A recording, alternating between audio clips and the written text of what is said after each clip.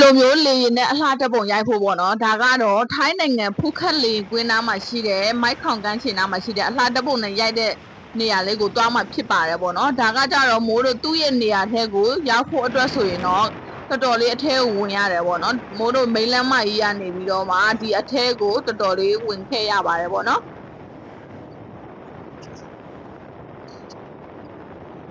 သူကဒီလိုမျိုးတောင်ဘက်ကနေပြီးတော့မှပြီးတော့ကန့်ချင်ဘက်ကိုအဲ့လိုသွားတာဖြစ်တယ်ပေါ့နော်ဒါကြောင့်မို့လို့အထဲမှာဆိုရင်တော်တော်လေးသွားရတယ်သူရဲ့လမ်းတောက်ချောက်တိုင်းလေးပဲမိုးတို့တက်သွားရုံပဲပေါ့နော်လမ်းကတော့မှားစရာမရှိဘူးလမ်းတွေလည်းအများကြီးမရှိဘူးပေါ့နော်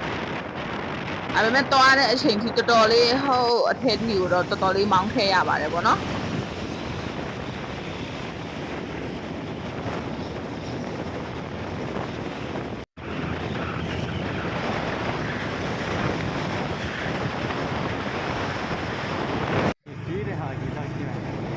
ဒီမှာတဲအောင်မကြည့်လို့များဘူးပြောကြလေလမ်းမဘုံမလာကြည့်တယ်လေဒီတဲ့ဟာလေဝင်လို့များဘူးလားလို့ဝင်လို့များရင်လည်းကျွဲဝင်ဘူးတော့နေတော့ဝင်ရတော့ရောဒီထဲမှာလေ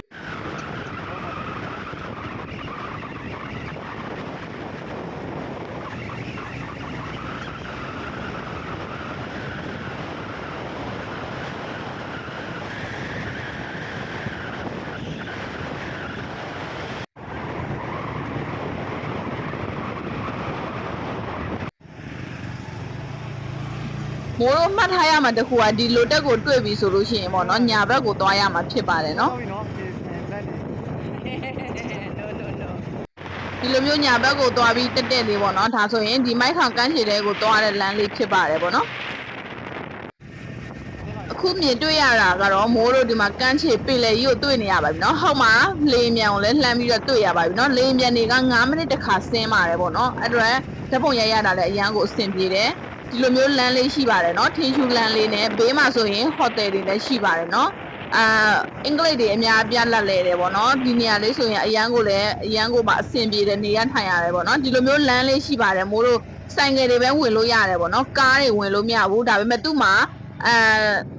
ဆက်ဒီလိုမျိုးပေါ့နော်အိုးဝေ3ဘိန်းလေးတွေလည်းရှိပါတယ်ပေါ့နော်အဲ့ဒါလေးတွေနဲ့တွားရတယ်ကားတွေကတော့ဝင်ထွက်လို့မရဘူးပေါ့နော်လမ်းကအရန်ကျင်းတယ်အတွက်ဆိုင်ကယ်တွေနဲ့ဆိုရင်တော့တွားရတာအဆင်ပြေတယ်ဒီလိုမျိုးရေကူးပါတီကန်တွေလည်းရှိပါတယ်ပေါ့နော်အရန်ကိုမှပြောရှင်းစရာကောင်းတယ်ပေါ့နော်အခုဆိုမှနိုင်ငံသားတွေကရှင်းနေလဲခက်သူတို့က DJ တွေနဲ့ပျော်ပွဲတွေစားပေါ့နော်အဲ့လိုမျိုးကန့်ချင်မှာအရန်ကိုမှလဲပတ်လို့ကောင်းတဲ့နေရာတနေရာဖြစ်ပါတယ်ပေါ့နော်ဒါဆိုရင်တော့ဒီကန့်ချီရဲ့နေရာအဆောက်ရောက်ပါပြီအမှဆိုရင်ဈေးတန်းတွေလည်းရှိပါတယ်ပေါ့နော်ဈေးတန်းတွေလည်းရှိတယ်ပစ္စည်းတွေကတော့တိကအတိုင်းအရန်ကိုမှဈေးကြီးတယ်ပေါ့နော်မိုးတို့တွေကဒီမှာဆိုင်ကရက်နာပြီးတော့ကန့်ချီဘက်ကိုထပ်ပြီးတော့လမ်းလျှောက်သွားမယ်ပေါ့နော်ဈေးဆိုင်တွေလည်းအမြောက်အများရှိပါတယ်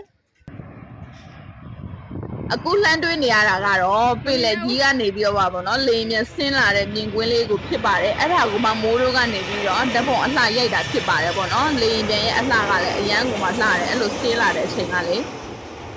လေရင်ပြန်ရဲ့ကန်းချီရဲ့ကောင်းကင်ရဲ့ဆိုတော့လေဓာတ်ပုံရိုက်လိုက်တဲ့အရန်ကိုလှတယ်မိုးတို့ဆိုလည်းဒီမှာလေရင်ပြန်က9မိနစ်တခါပေါ့နော်ဆင်းတာဖြစ်တဲ့အတွက်ခဏခဏရိုက်လို့ရတယ်ပေါ့နော်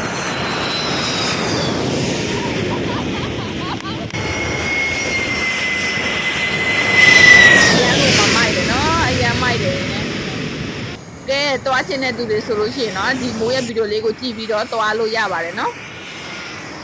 ဒါကတော့ဖူခက်လေရင်ကွင်းကန့်ချင်နာမှာရှိတဲ့မိုက်ခေါင်ကန့်ချေပဲဖြစ်ပါတယ်เนาะ